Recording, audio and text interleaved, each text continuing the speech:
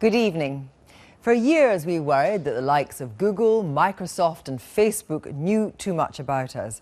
But when the American intelligence contractor Edward Snowden revealed a list of secret programs the US and British intelligence services have been working on, it seemed the state had amassed a capability beyond all expectations, intercepting and storing vast amounts of everyday internet traffic. The power and scale of the intelligence gathering surprised many concerned about the level of intrusion it represented. But should we be worried? Given the vast amount of data generated online, is it any wonder they require the most powerful systems to find the pieces of information that might, say, prevent a terrorist attack? But just how much state intelligence gathering are we prepared to accept? Here's the BBC security correspondent, Gordon Carrera. Piece by piece over the last few months, we've got glimpses of something that was previously hidden. Top secret documents leaked by former American intelligence analyst Edward Snowden have revealed a huge web of intelligence gathering run by Britain's GCHQ and America's NSA. Even if you're not doing anything wrong, you're being watched and recorded. This is the truth. This is what's happening. You should decide whether we need to be doing this. You have to have a powerful capability to find the small amount that you're looking for. But it doesn't mean that the state is reading everyone's emails. The NSA's actions have more than undermined internet security. They have threatened to break the internet. In the same way technology has transformed our daily lives, it's revolutionised the world of intelligence. The way in which modern communications flow is dizzyingly complex. I might send an email to someone from my phone using software provided by a company like Google's Gmail or Microsoft's Hotmail. The data will be broken up into tiny packets which might travel along an international fibre optic cable, part of a global telecoms infrastructure.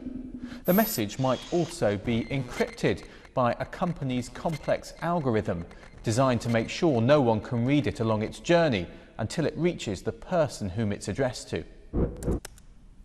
What we've learnt from the Edward Snowden revelations is that America's NSA and Britain's GCHQ are developing the capability to target communications at every point along the route.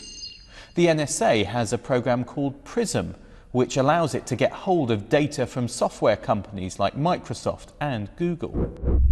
Under Tempora, GCHQ is tapping the international fibre optic cables through which vast amounts of data and individual messages pass. And the two intelligence agencies are working to crack the secret encryption codes so that they can read messages which other people thought were secret. They also hoover up a huge amount of information about communications, so-called metadata, which they can then sift and analyse, looking for patterns and connections. The overall ambition is enormous: to be able to reach into the global stream of digital communications and pluck out a single message and then read it.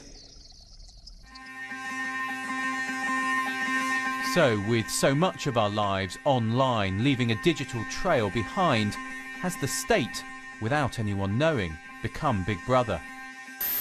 A little over 1 month ago, I had a family, a home in paradise. That's what Edward Snowden believed. He's now in hiding in Russia. A hero to some, a villain to others. How you see him depends on how surprised and how outraged you are by what he's revealed.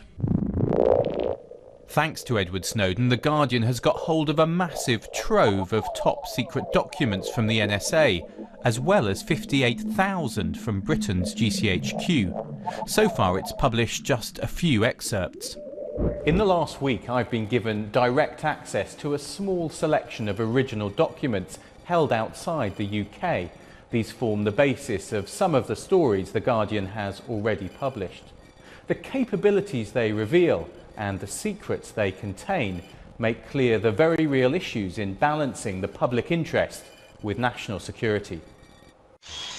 Those who've worked inside the secret state, though, say that this power is vital for national security and is used only for national security. What the state needs and law enforcement needs is the possibility of accessing the communications of the terrorists, the criminals, the kidnappers, the proliferators, the paedophiles.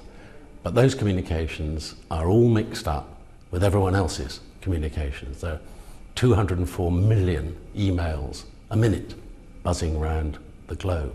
So you have to have a powerful capability to find the small amount that you're looking for. But it doesn't mean that the state is reading everyone's emails, nor would that conceivably be feasible.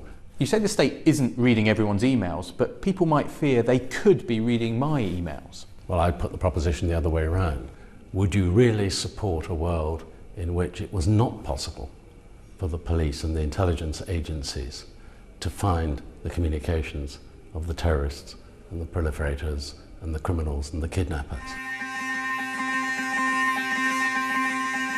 But can we trust the state? Technology allows it to do things it could never have done before, collecting and sifting through billions of records to find a connection, or reconstructing a person's social interactions. The programmes are innovative and highly complex.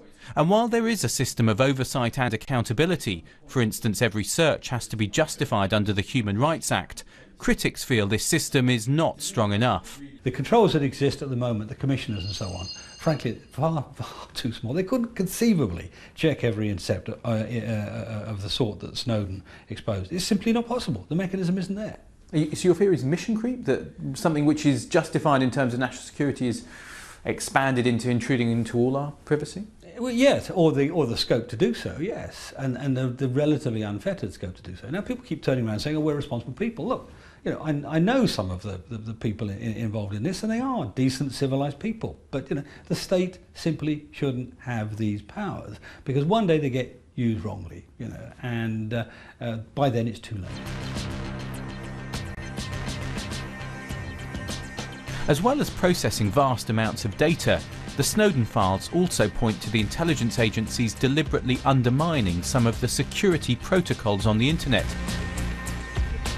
like the process of encryption, with the goal of making it easier for them to gain access to data. For us, the revelations in early September that the NSA had had a major covert program to compromise internet security standards and products were a 9/11 moment. Some leading computer security experts have been left outraged. They've spent decades trying to make sure people can communicate securely and privately over the internet. The goal of the NSA and GCHQ is to ensure that this is not the case, that they can break anybody's privacy at any time and that they can interfere with any transaction at any time. In order to do this, they have compromised in various ways many of the protocols on which the internet relies. Now, when you introduce these vulnerabilities, they're not just available for the spies to use, they're available for bad guys to use as well. The files confirm the scale of what's been built, but they also contain page after page of top secret information. For instance, GCHQ's work in supporting military operations overseas. So by making this material vulnerable to those who want to know Britain's secrets, and in disclosing certain aspects of it, have Edward Snowden's actions compromised national security?